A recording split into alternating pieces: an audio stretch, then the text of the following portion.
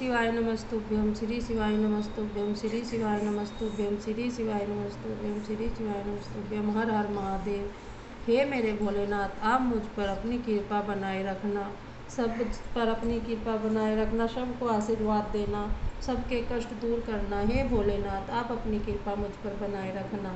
मैं आप मेरे साथ शिव महापुराण का आनंद ले और मुझे भी दे, और जो उसे सुने उसके सब कष्टों को दूर करे। श्री शिवाय नमस्तुभ्यं। हर हर महादेव।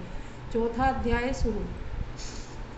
इतनी कथा सुनाकर सूत जी ने कहा, हे सोनाकादि ऋषियों, नारद जी का यह प्रश्न सुनकर ब्रह्मा जी ऐसे प्रेम मगन हुए कि उनकी आंखों से अश्रुधारा बह निकली। उन्हें तन मन, स्त्री पुत्र, घर द्वार आदि किसी का भी कुछ ध्यान न रहा।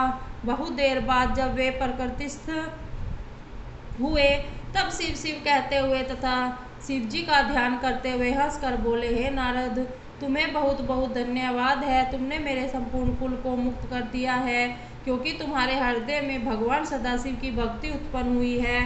इस प्रकार प्रशंसा करने के उपरांत पितामह ब्रह्मा जी ने नारद जी से कहा, हे पुत्र, मैं सर्वप्रथम अपनी बुद्धि के अनुसार भगवान सदाशिव के निर्गुण चरित्र का वर्णन करूंगा, तदुपरांत उनकी सगुण महिमा को कहूंगा। तुम्हें यह जान लेना चाहिए कि जिस समय सृष्टि का कहीं चिन्ह भी न था, उस समय भगवान सदाशिव ही निर्गुण रूप से सर्वत्र व्यापक सच्चिदानंद स्वरूप एकमात्र पर ब्रह्मा थे। वे भगवान सदाशिव सत्य एवं परमानंद रूप है।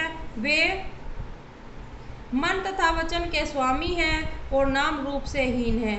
वे किसी के वशीभूत न तो देखने में आते हैं और न कोई उनका आदि अंत ही जानता है। वे किसी के वशीभूत न होकर संपूर्ण सृष्टि के स्वामी बने हुए हैं। वे ही मनुष्य के कर्मों के साक्षी हैं तथा सर्वव्यापक होते हुए भी सबसे भिन्न रहते हैं। श्री शिवाय नमस्तुभ्यं। हर हर महादेव।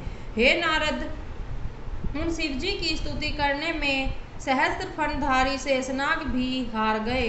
योगी लोग उनका भजन करते हैं, परंतु उनके आदि और अंत को नहीं जान पाते। वे निर्गुण स्वरूप वाले प्रभु बिना कान के ही सब कुछ सुन सकते हैं, बिना आँख के ही सब कुछ देख सकते हैं, बिना नाक के ही संपूर्ण सुगंधियों को सूंघ लेते हैं, बिना मुख के ही संपूर्ण पदार्थों का भोजन करते हैं, बिना जिह्वा के संपूर्ण विद्या को पढ़ते हैं। जिन